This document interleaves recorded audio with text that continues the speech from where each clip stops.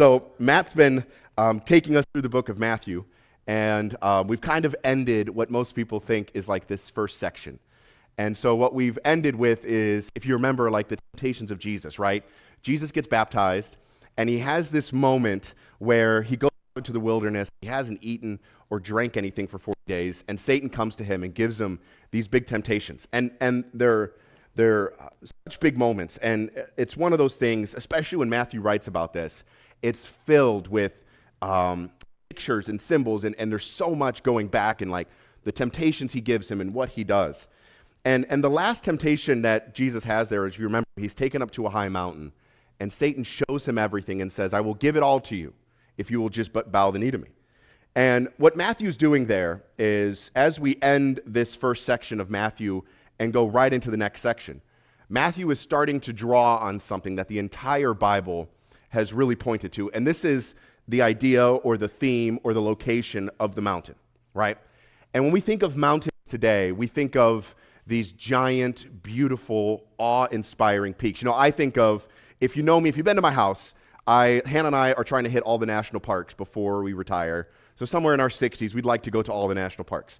And that is a big feat, especially considering like there's one in Guam, which means I have to like somehow, when I made this, I thought, oh, we'll just be in the United States. No, I have to somehow figure out how I'm going to fly all the way out to Fiji. And I say that like somehow I'm going to have to be burdened with flying to a tropical paradise, right? But we want to go to all the national parks, and often what we do is we try to do like one big hike at every park. Normally, if we're there for a couple of days, we try to find like there's a quintessential thing at each national park. You know, some of them are easy.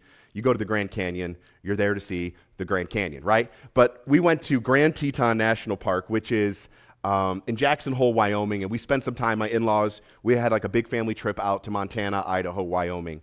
And so I had looked up on different websites, and you kind of try to find something that's going to give you that quintessential Grand Teton National Park hike experience. And I picked something called Table Mountain. It's called Table Mountain because if you think of a mountain that's had the top cut off and it's just flat at the top, it looks like a table. And so it's funny, as I was preparing for this, I was looking back at the pictures. I have pictures from when we started the hike.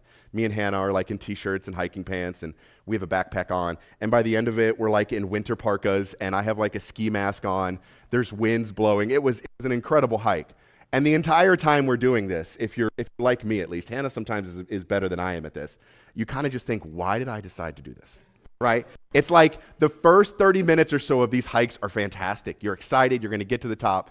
And then after like 30 to 45 minutes, when like the strenuousness of what you're doing, and also like when you look at your watch and you're like, I must have been like 2 miles down the road already, and it says like 0.3 miles, and you're like, oh, I know how much more I have to go. I know how much more these Apple Watches now tell you the elevation, and you're like, why did I decide to do this? And then, if you're like me, I just start taking breaks every like 15 minutes to snack, right? And it's like, you know, Hannah's just kind of saying like, you ready to keep going? I'm like, no, I need another break, right? And it's like mountains are this thing like where we love to look at them, but the second we have to climb them, it's like, oh, I'm good.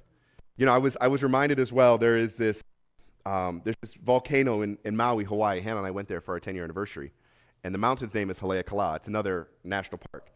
And they tell you have to drive up to the top and watch the sunrise or the sunset. Whatever you do, it's gorgeous. And, you know, as you're driving, you hit the cloud layer, you know, so you're just in fog for a mile or two as you're winding around this volcano. And you're in fog, and you have no idea what you're doing. And you get to the top, and you look out over, like, essentially, you're just looking out over clouds, and the sun sets behind it. And as the sun went down over the ocean, you just have, like, little dots of light, and it's just the other Hawaiian islands. And it's one of these things where it's just like the most amazing, it's like everything stops in the world for and that's what mountains do for us, right? Mountains are often this awe-inspiring thing, right? It's like this place that I love to be at, but I can't live there, right? I can't stay up top there. Sure, I could pitch a tent, but you know what? At 40 miles an hour with snow and wind and you can't see anything, going to the grocery store is going to be a haul. My sister used to live at the base of Pikes Peak, and it was miserable, just trying to get down, to have to go to it's not something we normally can live on. That's what mountains do for us. And metaphorically, I think mountains a lot of times in our life represent these challenges that we're looking to do, right? We will say things like, man, I'm really facing a mountain in my life, right? Or we'll say things like, that was a mountaintop experience, you know, those times where we've met our, you know, celebrity. You know, I remember couple years ago. Growing up, I'm a big fan of the St. Louis Cardinals. They're my baseball team. I have a whole reason for that. I won't get into it.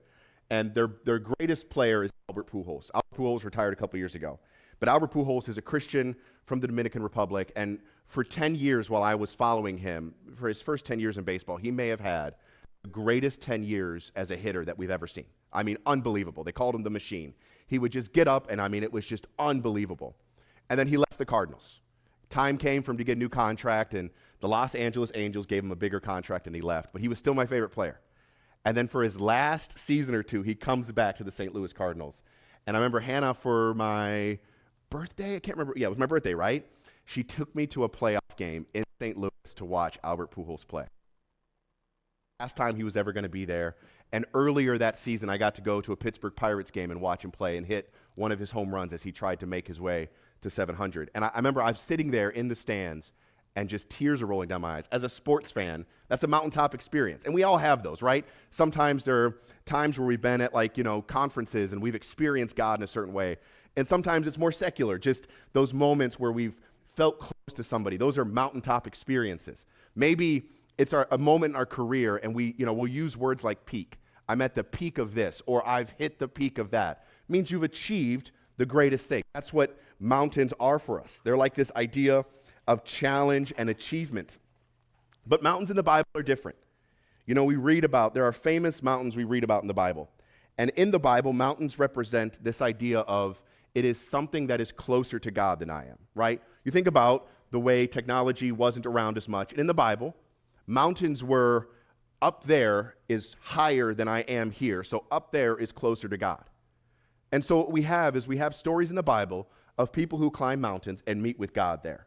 It's why, if you read the Bible over and over and over again, especially with the children of Israel, that they had high places, right? These high places were places where they would set up these temples to other gods.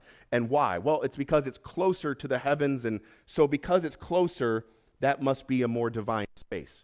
Now, obviously, those of us now, we kind of understand how mountains work. You read, I was reading more about this. You read about, like, the Greeks, and they have Mount Olympus, right, where Zeus and all that lives. That's a real mountain. No one ever went up there to check if there was really gods up there. They just went, man, that's a really high mountain. The gods must live up there. And they're just like, that's just how we do. Now we know that. I went to the top of the volcano. There was no guy sitting up there with a thunderbolt in his hand ready. Yeah, that's not how it works. But for the people of the Bible, that is how it works, right? But on the mountain in the Bible, something very specific always happens. When God calls someone up to the mountain, they are faced with a decision. Will you surrender? Or will you grab on a little bit tighter to what I'm asking you to surrender? And I think I say that, and some things come to, we think of Abraham is normally the one we think about the most, right? We think of, will you give up your son? But this theme plays all the way through the Bible. And so I want to start with a question. If you were on a mountain and God asked you to surrender, how tight would you hold on to it? Right? If you stood on a mountain today, what would be the hardest thing for you to surrender? And for a lot of us, it's that first thing that flashes in our heads. For some of us, it might be our kids. I talk with Jeff Lux a lot about the story of Abraham and Isaac and going up to the top of the mountain. As fathers, I struggle with that. Oh, man. I don't know if I could walk Trevor up a mountain for 3 days knowing that's what God had asked for. For some of us, it's our jobs. We've put so much into our career that if God ever asked us to change our job, I'm going to white knuckle that one out. You don't know, God, you don't get this. I have a pension. I got a 401k. This insurance provides for my wife. God, you want me to change what? Or if it was the way we're living. God asked for us to be vulnerable and to open our hearts and to share with others. Like, oh, God, they're going to think differently of me. And so I ask you today, if you were on top of a mountain, what would be the hardest thing for you to surrender? And as we look in the Bible, we start to see these choices start to play. And the very first one is at the beginning of the Bible. See, the Garden of Eden for Isaiah and Jeremiah, as they look back to the Garden of Eden, they call Eden the holy mountain of God. And what we see is that for the people of the Bible, they looked back and they saw the Garden of Eden as this place on top of the mountain, right? Where God and man coexisted, where rivers flowed away from, almost like down this mountain. And Adam and Eve sit up there, and they are presented with a choice, right? And the choice is the one we've been thinking about for all of humanity. Will I eat the fruit or will I not eat the fruit, right?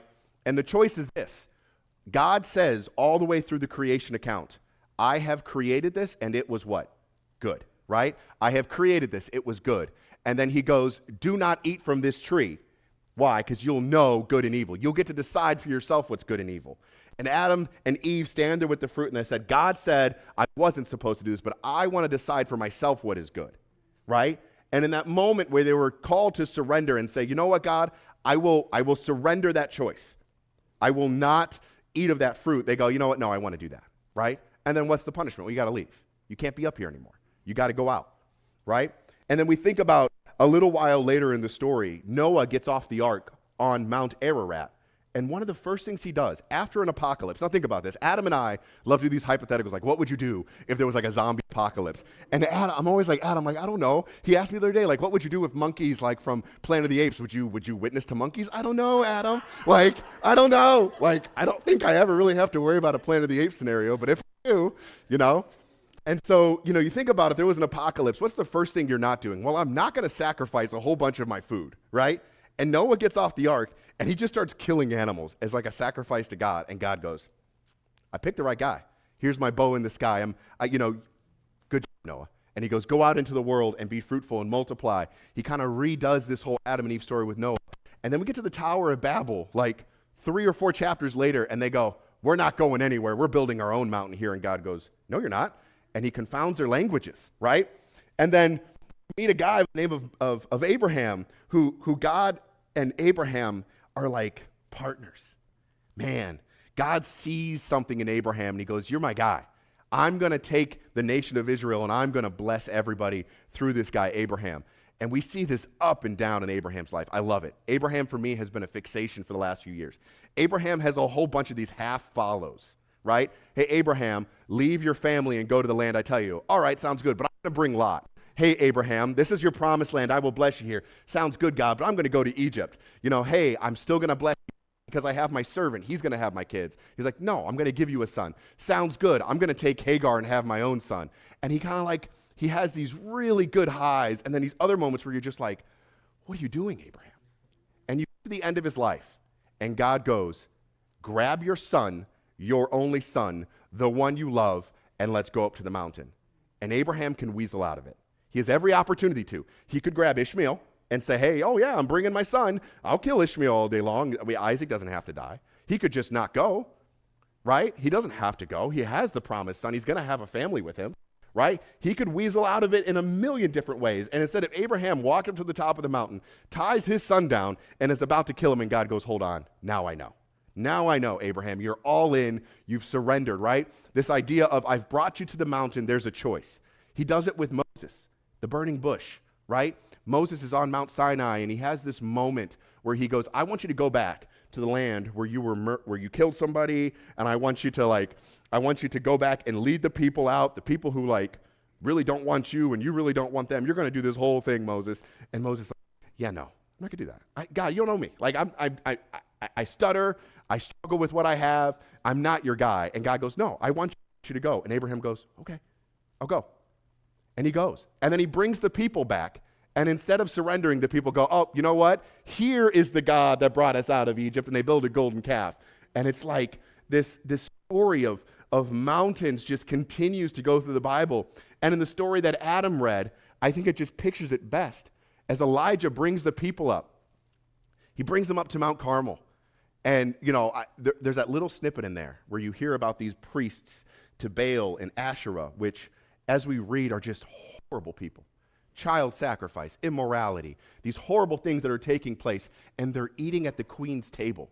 Like, this is the people who are supposed to represent God. God says, when you get a king, when you get a queen, make sure they push your heart closer to me. Make sure they follow after me. They should be like David. And you have Ahab and Jezebel, and they're just horrible people. And they go to the top of the mountain, and Elijah asks them a question.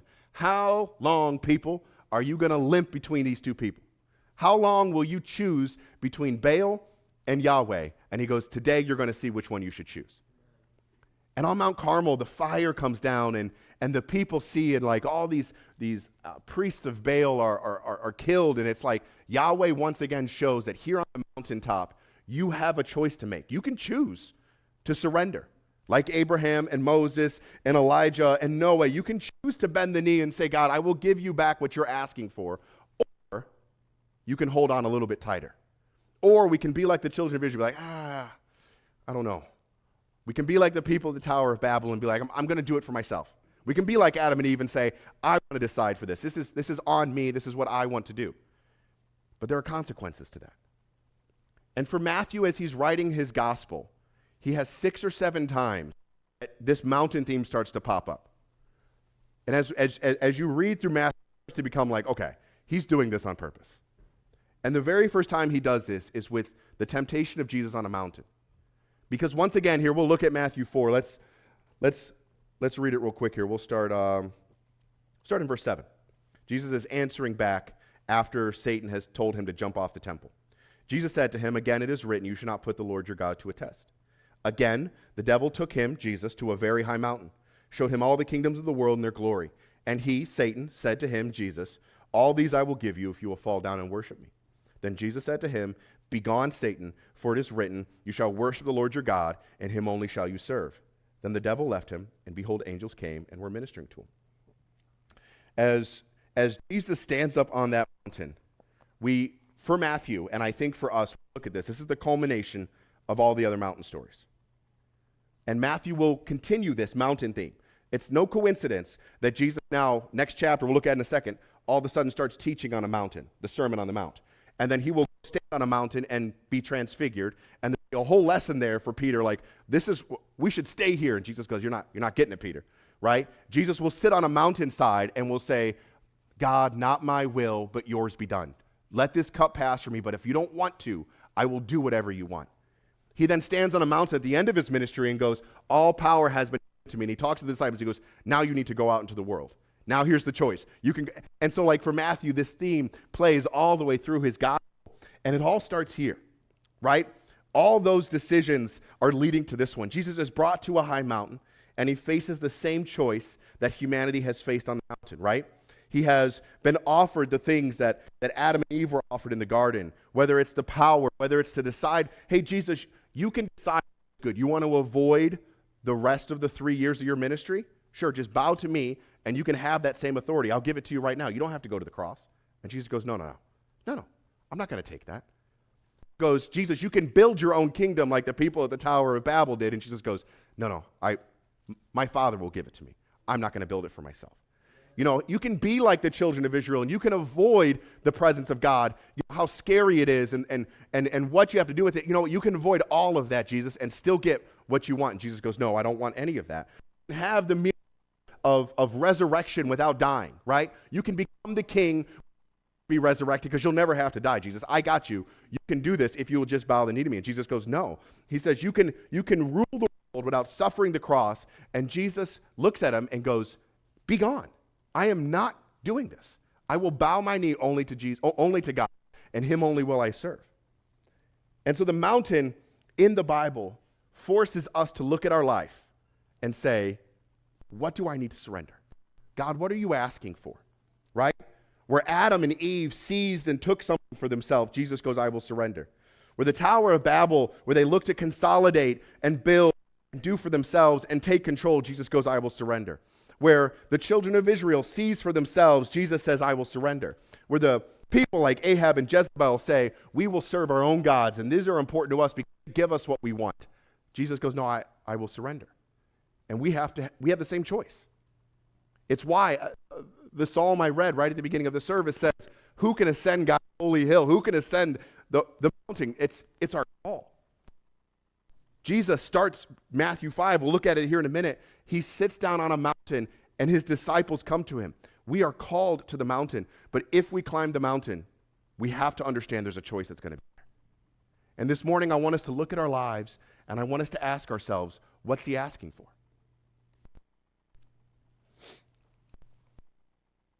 This pattern of surrendering or seizing is the word I'm using for it on the mountain is a hard one. It's one I think we have probably dealt with multiple times. Why is that? Why is it so hard? Well, because surrender feels like losing, right? You know, and especially as Western Americans, we were taught that losing is bad. Well, we don't lose, right? You know, that's what makes the Vietnam War so hard for some of us as Americans to stubborn, because, well, we didn't lose it. We signed something. And it's just like, no. Surrender is bowing the knee, is saying, I'm good. And a lot of us don't want to deal with that. Especially in relationships, if I surrender, then that other person thinks they won. I'm good. They can't think that. If I surrender, then what they deserve to have happen to them won't happen. I'm not going to surrender. Why would I bow the knee to God and do that and let this other person not get what they rightly deserve? Well, because the Bible says, vengeance is mine, saith the Lord, right? It's not like this idea of I need to be the one to handle it, right? But if we surrender, God shows us through the stories of the people in the Bible that it leads not to death. It's not losing. It's winning. And what does that look like? Well, when you think of Abraham, as he looks to offer his son, God goes, no, hold on. I give you back your son, and I will give you descendants as many as the sand on the seashore and as stars in the sky. As Moses surrenders, he goes, Moses, I will give you a people. Moses is this guy who lives in the desert for 40 years. He has been, he struggles with who he is. Am I Egyptian? Am I Israelite? I don't know what to do. And God goes, you have surrendered, so I will give it all to you back. You will have a people. I will give you the identity that you are looking for. I will give you this. And he gives Elijah, think about it, like the way Elijah's story ends is fire comes back down from heaven and takes him up to heaven. And like Elijah just gets this beautiful moment for him. It's like, and Jesus, as he surrenders to God on Mount Calvary, God goes, I give him back his life. Resurrection is available only when we die. And we can only make that choice on the mountain. And so as Matthew writes this, it's like we're supposed to look at this and look at our lives. What are some ways that we try to seize control? Maybe it's in our career. And for a lot of us that work in the secular world, this is a big one, right? This is big, right? We look to try to maintain control. We all have coworkers who have a mind of their own. We all have those people who, we really don't want to see win. Why? Because they're just annoying, and they're not helpful, and they're downright mean. And you know what? America loves to reward the person who would step on the throat of someone else, right? I was watching, there's this movie that talks about the founder of McDonald's. And it was on TV the other day. And the moment came on where, McDonald's is founded by these two brothers, the McDonald brothers. And Ray Kroc comes in, and he, essentially just as a savvy, clever businessman, just essentially takes McDonald's away from them. If you've seen the movie, you know it. And he has this line that just breaks my heart in the movie, where he's talking to one of the brothers, and he goes, do you know why you'll never succeed? It's because you're not ruthless enough. And he goes, and he says something along the lines of, I put my foot on your neck, and if you were drowning, I would put the hose in your mouth. That's what America thrives on. That's what we're told to do. Yet we look at the life Jesus calls us to, and he goes, no, you love those people. That is what we are called to do. But surrendering in our career looks like that. It looks like I might not get the promotion because I won't be ruthless enough. Or I might not get the job I think I want because I have to do this, and that sacrifices against what God wants me to. I can't do that. Maybe we have to surrender in relationships. And that can look like a ton of things. Whether it's with our spouse and being the way that God called us to. Looking like it's saying, oh, husbands, am I loving my wife like Christ loved the church? Well, what does that look like? Well, am I willing to die for her? Man, that's a hard question.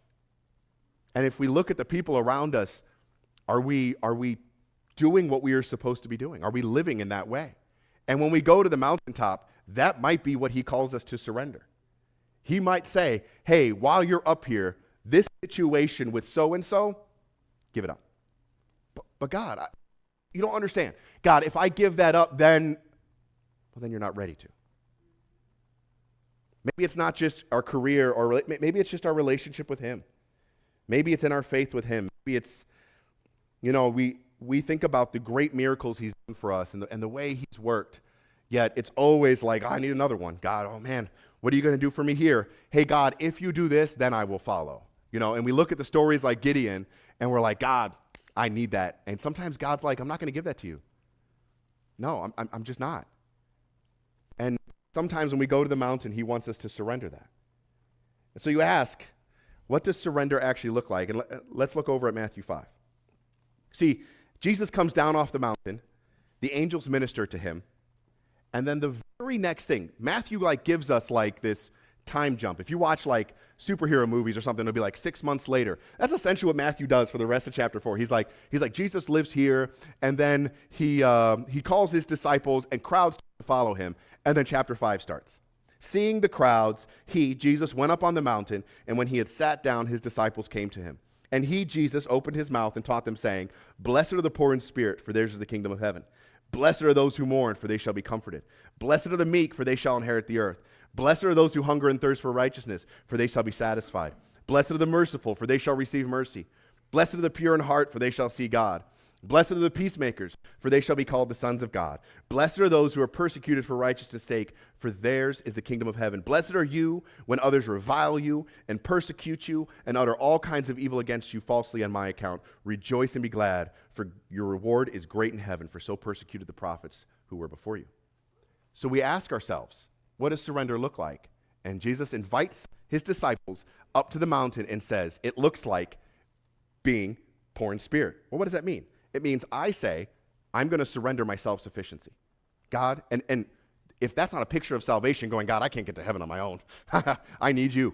And then he goes, I want you to live that way. God, I can't do this without you. I need you. God, I can't do this without you. I need you. God, I can't do this without you. I need you. Yet, for so many of us, it's let me try and try and try and try and try and try. Okay, now, God, I need you. And let me try and try and try. And God goes, that's not being poor in spirit. And for those of us that mourn, whether it is just this way of pain and the suffering that we've had, Jesus is so comforting and saying, like, you will receive comfort. But other ways, it's just like this idea of I am surrendering, that I have some sort of control over my pain. God, I'm just going to mourn. And those times we've sat there, it's just come out, and those emotions have bubbled out. That is us going, I don't have any control over this, God, you do. Right? And we surrender. Meekness might be the greatest picture of surrender, because what is meekness? Meekness is I have the strength to do something about this, and I won't. I choose not to, right? I surrender the fact that, stand up for myself right now. I could do this, and I would be able, within my rights, and meekness, no, it's not what I'm going to do, right? And as you go through these Beatitudes, you see that there is surrender, whether it's in mercy, blessed are the merciful. What are you surrendering? Well, I'm surrendering my desire for vengeance and justice. It's like, God, I trust that you have this. I trust that even when wrong was done to me, you will take care of it, right? And we're not saying that we do not pursue justice. Of course, as followers of Jesus, justice is a central tenet of his kingdom. But there's also times where we go, he'll take care of this one. I know he has it. And as we go to the mountain, those are situations he looks at us and goes, you need to give this one up. I'll take care of it, right? Pray for my vengeance. Pray for me to bring justice, right? He says, blessed are the pure in heart. Are we willing when we go to the mountain to surrender the sin we have kept hidden in our heart? But you don't understand. If I open my heart and I confess, then it's going to be public. People are going to know about it. Yeah, it's exactly what I want you to do. Those are hard moments. He says, blessed are the peacemakers. Man, it's sometimes much more fun to be all about war. Yeah. Let's do it, right? Let's battle. Let's fight this one out. Man, I can argue with the best of them. Man, I love to argue sometimes. Like, it's just like, especially when you're good with your words and you can get an argument with someone, you're like, oh man. We had a crew that works for us, and they're all like in their like late teens, early 20s, and sometimes you have those like big conversations, and sometimes you love that. It's like 2-3 hours, like, okay guys, we got to get back to work. It's like, I don't get paid by the hour, but you do, right? And so it's like, man, we love that. And Jesus sits on top of a mountain and goes, have you been seeking peace in everything? I don't know, right? It's this idea that in our life, he calls us up to the mountain, and he's asking us to surrender something. And like we said before, it's like this beautiful, like those Beatitudes, blessed are the poor in spirit, have these statements, right? Where they get something, for theirs is the kingdom of heaven. And as Jesus sits up there, he goes, when you surrender, you get something. I have new life to give back to you. I know surrendering feels like losing. I know surrendering feels like the opposite of what you're supposed to do. But Jesus sits there and he goes, listen, if you bow the knee, it will be so much better. You think about those times, and just where we've had our hearts ripped open and the contents and the filth and the things we have done just laid open and laid bare. And then the next day happens, and you realize that now there is intimacy. Those moments where you've went to him and you've confessed it and said, God, listen. Those public moments when you felt shame and you felt regret, and then you get up, and all of a sudden, it feels different.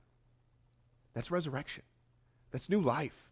That's him going, if you bow the knee to me, like Adam and Eve were supposed to, like Moses did, like the people at Babel were supposed to, just like this theme as it goes to the Bible, like they do. If you just bow the knee, I promise you, it is so much better for you. That is what he brings, right? Abraham gets Isaac back. Moses receives his identity in a people. Jesus, it says right after Jesus goes, I only bow to God, my Father. It says, and the angels came and ministered to him. It's like he gets it. And then at the end of his ministry, he stands on a mountain. And what does he say? All authority in the world has been given to me by my Father. Go out into this world and share what I am telling you. It's like he gets it. God raises him from the dead. I'm giving you authority. And as we bow the knee, we see things like if we are poor in spirit, we get the kingdom of heaven. If we mourn, we get comfort. If we are meek, we inherit the earth. And he gives these things over and over and over again to us. And he returns it back to us. It's this beautiful, beautiful story. I'm reminded of, if my mom's listening, she's gonna chuckle.